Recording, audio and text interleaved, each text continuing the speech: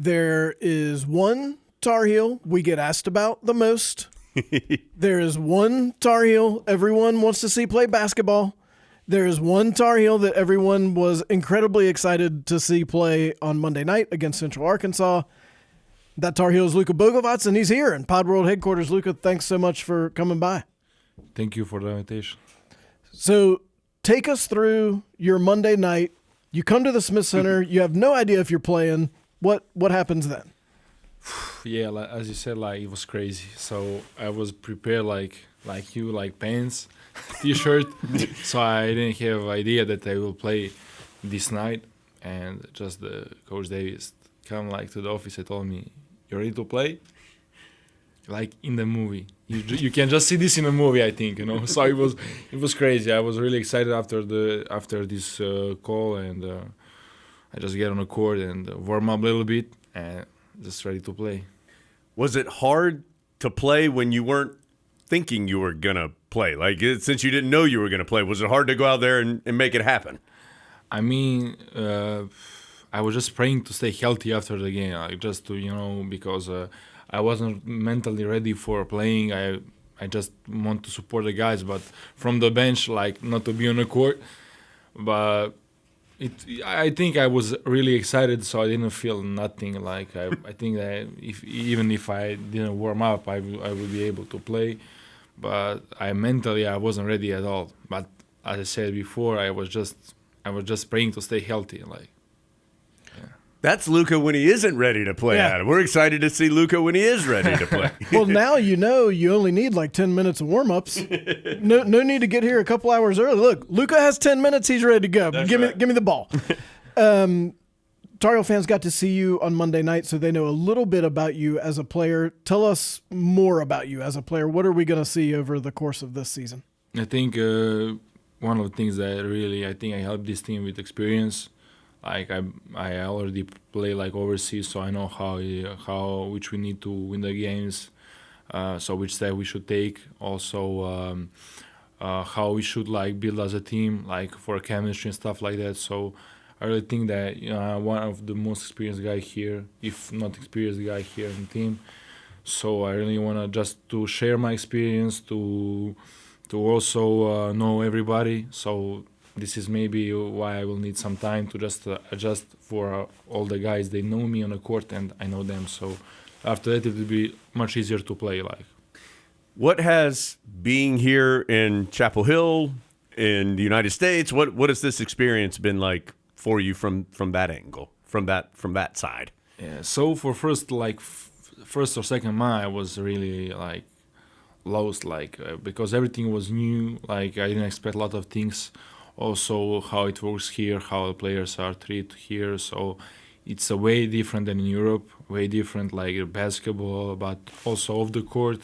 I think just the lifestyle, the guy who I was just practicing twice per day and playing games. Now I go to the school. So for me, it was the craziest thing that happened to me. Just to have my backpack and go in school, it was crazy. It's crazy, yeah. And this was the first time you had been to the United States. Is that correct? I've been in Bahamas before, but it's not like United States. So, what's your favorite thing about America so far? I think I didn't know how the North Carolina is so powerful. About the crowd, about the fans, about the fan base and stuff like that. And so just to be a part of the university like that I just can help and make the good mark here. It just makes me every day motivate to win every single game, and it's just the passion of the people, how they like their university, just amazing. Now, your mom's here right now, right? Yes. What's that been like? Has that been fun? For sure, but also it was the first time that she's going from the home far, so she was afraid a little bit just to come here and sure, and to be in a place where she knows nobody. So now, she was also she was so excited. But I think it was crazy also for her that she saw me on the floor, like, because I just take the drive with her, and she was okay. You don't play today, and just after 45 minutes on an hour, I was on the court. So I think she was so excited, but also a little bit nervous because how everything will go. But in the end, we won by a lot. So also it was good, like good start, let's say. What are some differences between European style basketball and American college basketball? It's a lot of difference. I think I didn't, to be honest, before that I came here, I didn't watch college basketball. I just follow my guys, my friends who played in college, but didn't really pay attention about the style of playing. But now I can say the pace for sure, and I think in Europe is more like tactic, more like half court calls and stuff like that, and also more IQ game right there.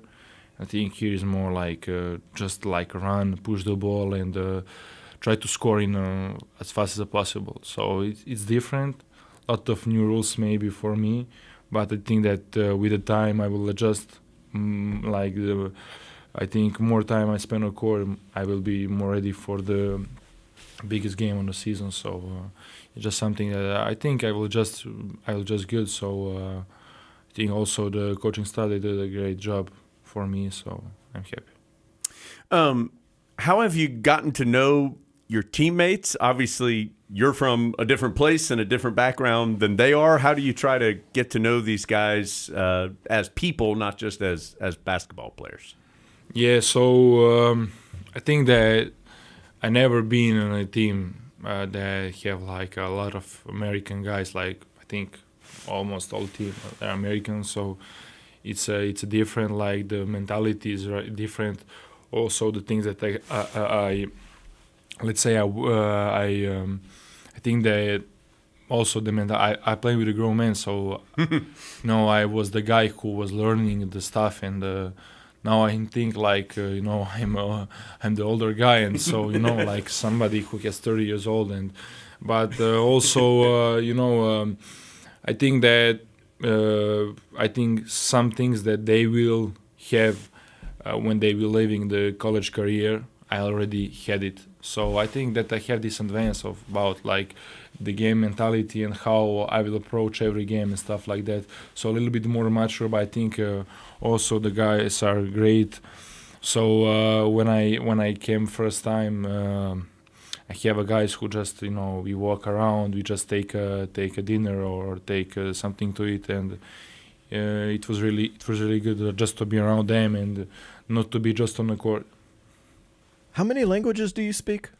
Speak like Serbian, French, and English. But you're fluent in French. Yeah. And why is that? Because I've been for 4 years there in Strasbourg, so I speak, let's say, like French, like my first language. How many times are you and Ivo talking to each other in the locker room about somebody who's in the locker room and they have no idea? Honestly, we didn't do this. Honestly, no. We just like sometimes when we want to make some jokes because our English are not the best, so it's more funnier to say in a language and to understand each other. So it's really. We don't speak about nobody. We just speak about the things how it's going on. So just make a fun. That's all. Obviously, there's been this uncertainty as to whether or not you would be able to play or when you would be able to play. What has that been like for you? I have to imagine it was frustrating and difficult. How did you handle all of that? Yeah, for sure, because I didn't play my last game was maybe May. So for summer, I didn't play at all. So also in Europe, you have a lot of exhibition games.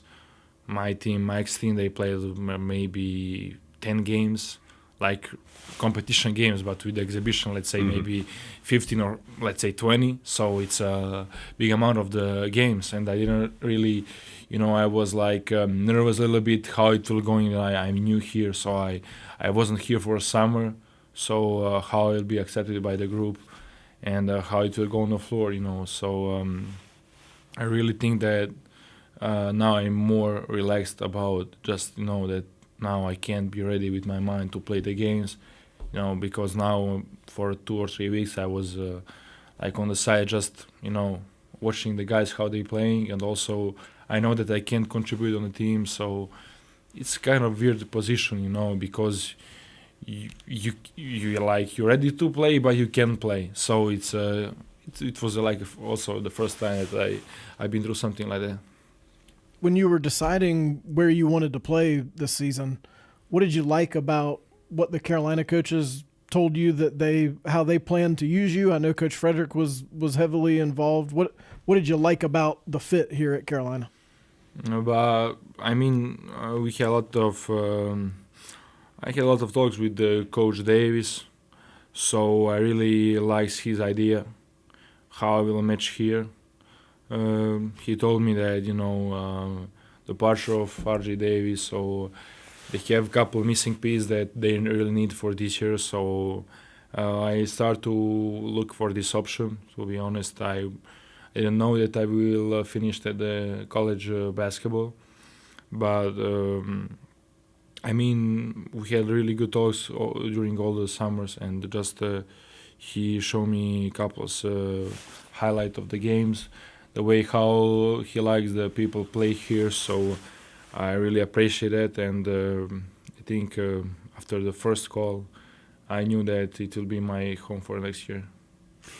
Can you tell us, what was your life like growing up? Like, what was young Luca like, and how did you get to begin or get to the point where you're playing basketball at this level? So I think as many kids from let's say these countries, Montenegro, Serbia, they start with a lot of sports. So I already did volleyball, handball, soccer, chess, everything. Like I did almost every sport, and I think it really helped me for basketball. Like just to kind of trying to do every sports, and the start of, let's say, 9 years old, I started basketball. So it really helps me, and I think that I was passionate from the day one about just improvement, and I think it stayed on me, just that fire, to want to be the great, to lead the team, to be the guy who will take the tough decisions in hard times, and also that I really appreciated. That was, for example, now my coming to North Carolina. I know that rivalry between Duke and North Carolina, so that's something that really, motivated me. And when I saw the games, I knew that I want to be the part of the team who will play the big games like that.